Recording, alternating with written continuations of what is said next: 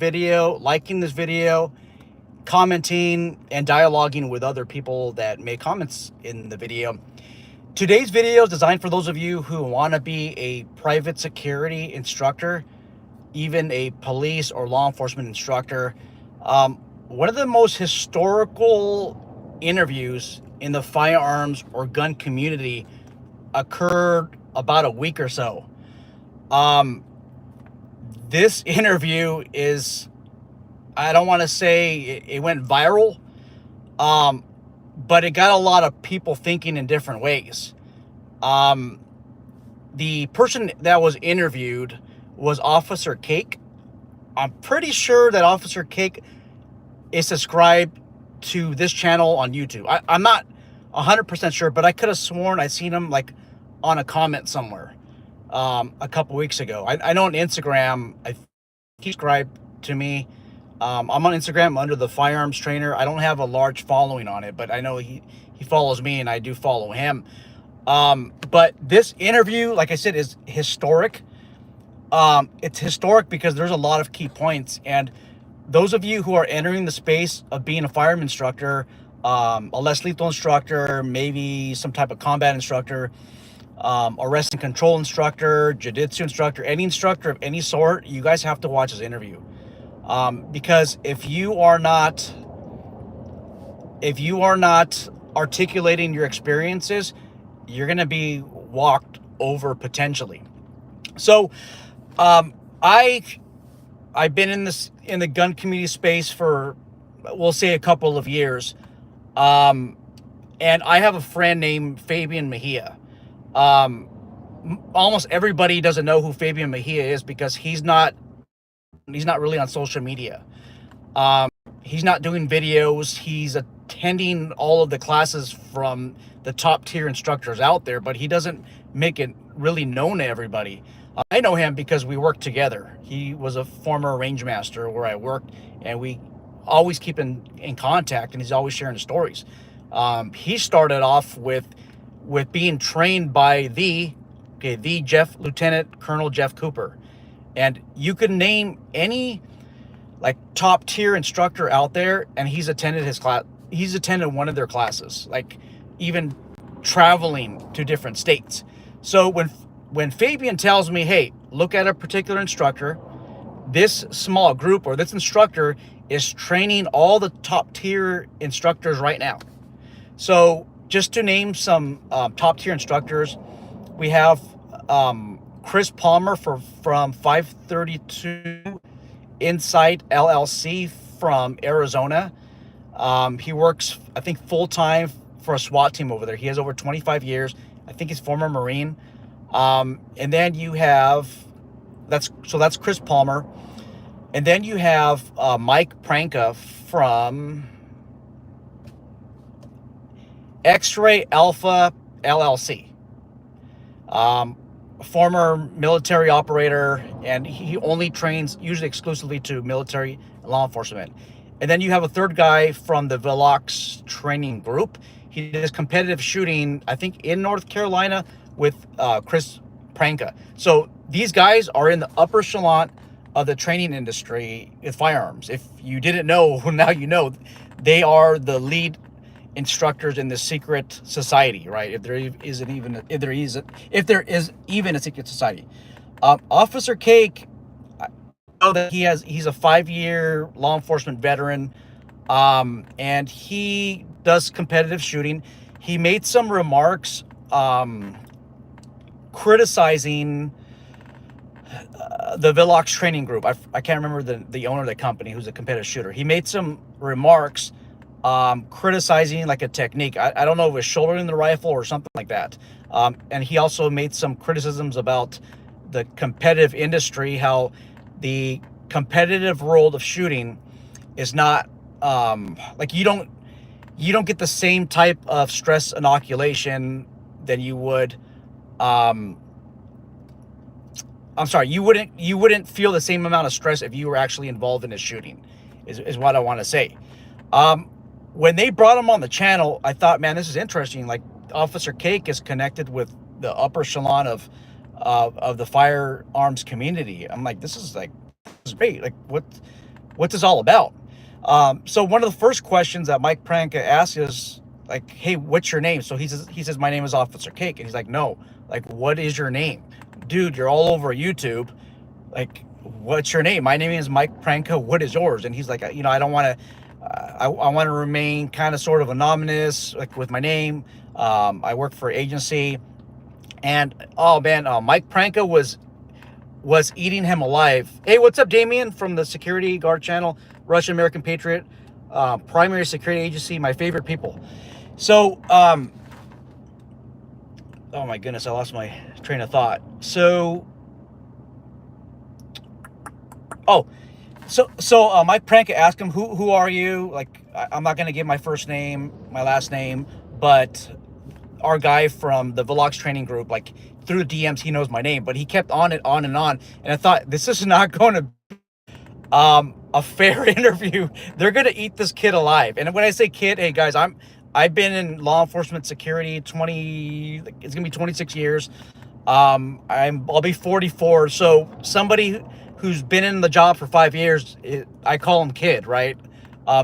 Dating myself, not to put anybody in derogatory terms, but I just thought that the interview was going to go horrible with him, and I'm not too sure that he got a fair fight in this. So he talks a lot. So Officer Cake talks a lot about how you would feel during an officer-involved shooting. What type of stresses would you experience?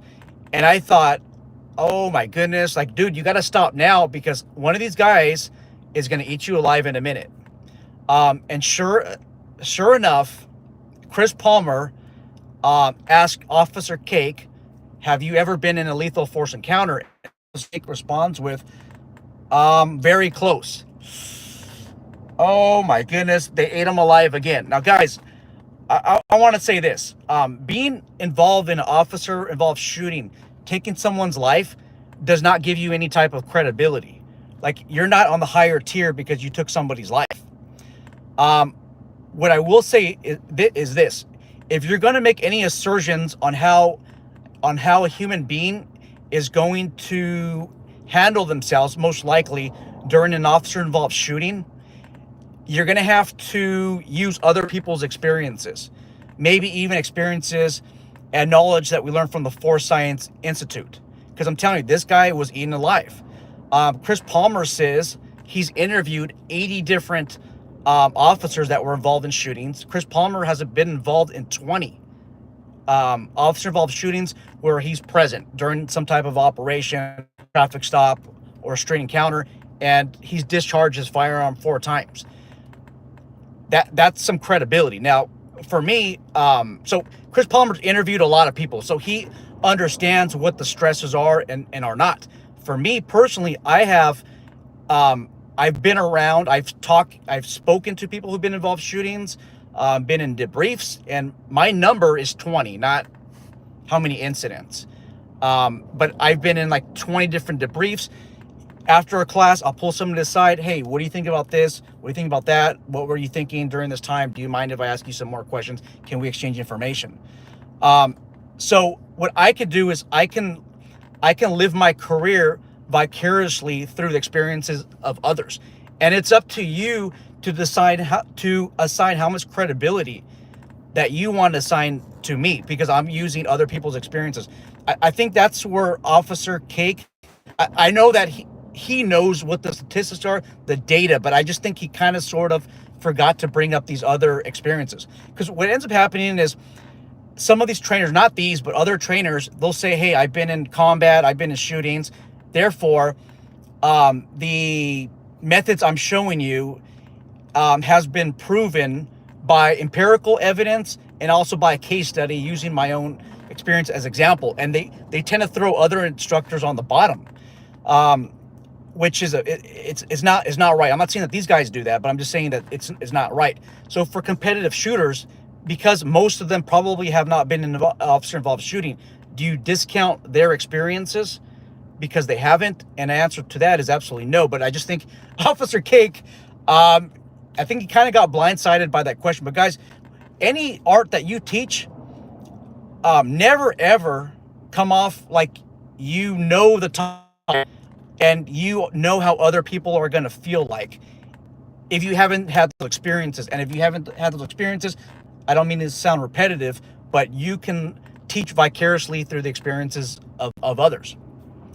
Officer Cake also mentioned that during a real life situation, a real life officer involved shooting, the stress amount is like super high levels.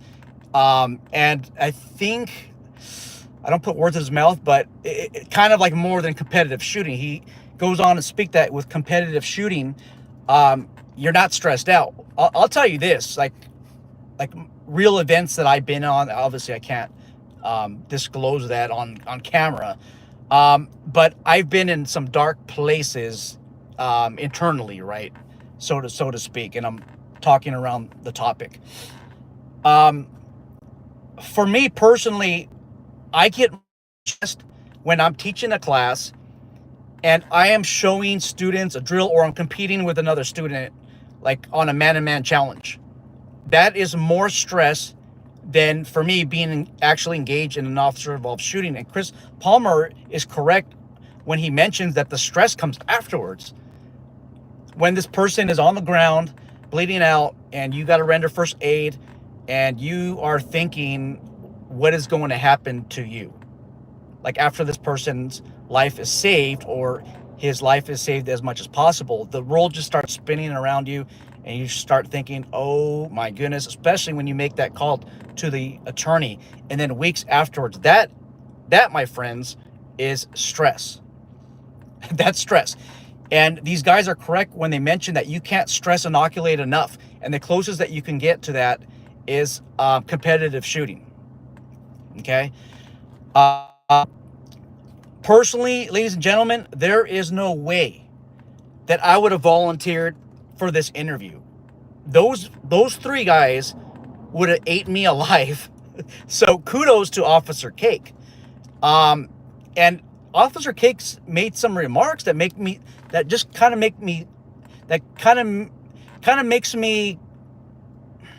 ask, like, how come Officer Cake's questions, or what he's saying, how come you guys aren't validating them? Because he was actually making some sense.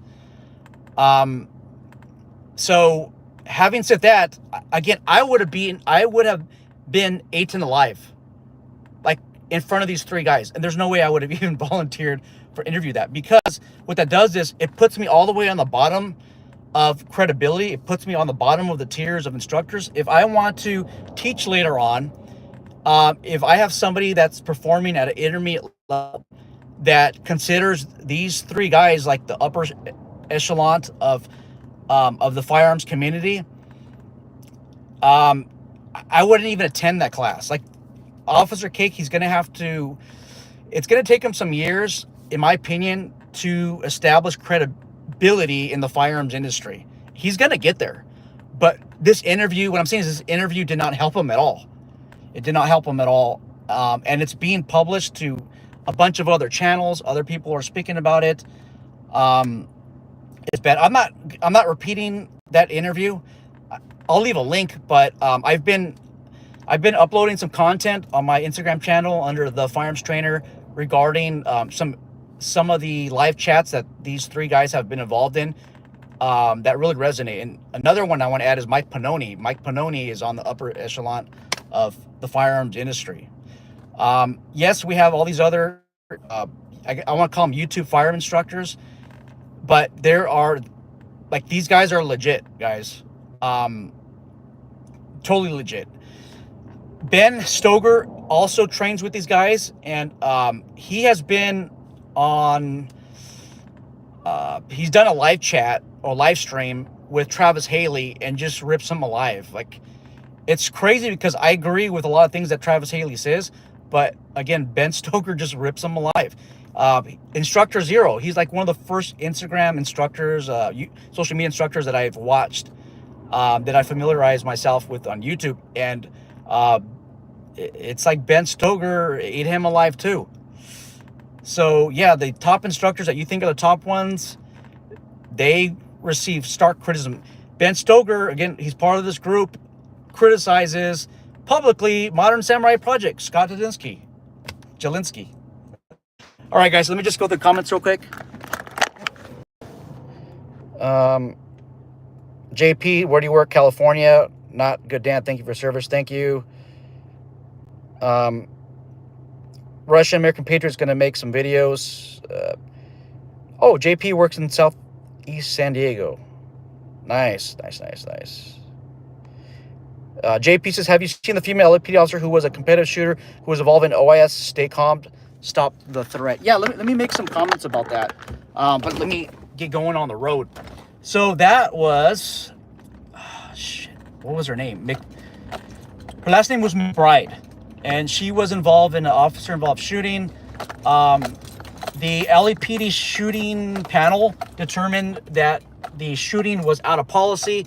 The District Attorney's Office for Los Angeles County decided that there's not enough evidence to charge her for this individual. This is great on camera until you have the couple of shots that land or that strike the suspect when he's like, it looks like he's already out of the fight. I think the last two shots is really what the LAPD shooting panel really honed in on, and that's one of the determining factors that found her in violation of policy. Now, she still works full-time. At the same token, she is a competitive shooter. She trains with Terran Tactical, like, all the time.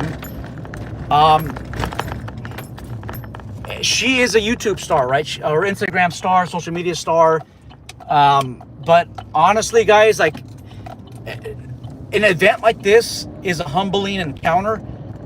I would have, me personally, Sean, get off of social media, like, for a little bit, not like get back onto it.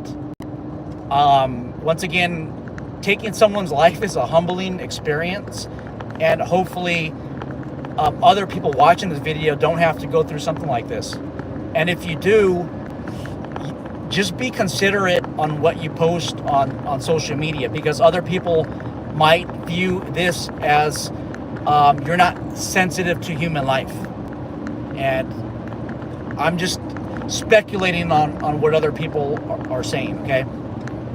Anyhow, hey guys, if you want to be an instructor, a jiu-jitsu instructor, anything, make sure you know your stuff, and you don't try to articulate something that you're not really comfortable with, or that you don't really know. Once again, I'm not saying that is Officer Cake. I'm saying that Officer Cake had 3 guys. I don't want to say the word ganging up, but 3 guys put constant pressure on him. When you got constant pressure on a YouTube or Instagram video, you're gonna forget a lot of the information that allows you to articulate information. You're gonna forget because you're gonna be concerned about the next personal or professional attack. So kudos to Officer Cake. I know that a lot of people supported him in his interview. There's quite a bit of people, they're not speaking on YouTube or Instagram, but they feel like it was not a really fair interview.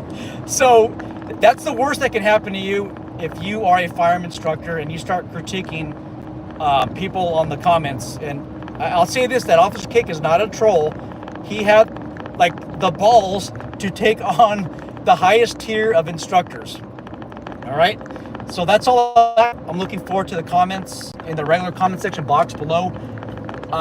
Give me a few hours or even a day, and I'll post a link to the video so that you guys can watch.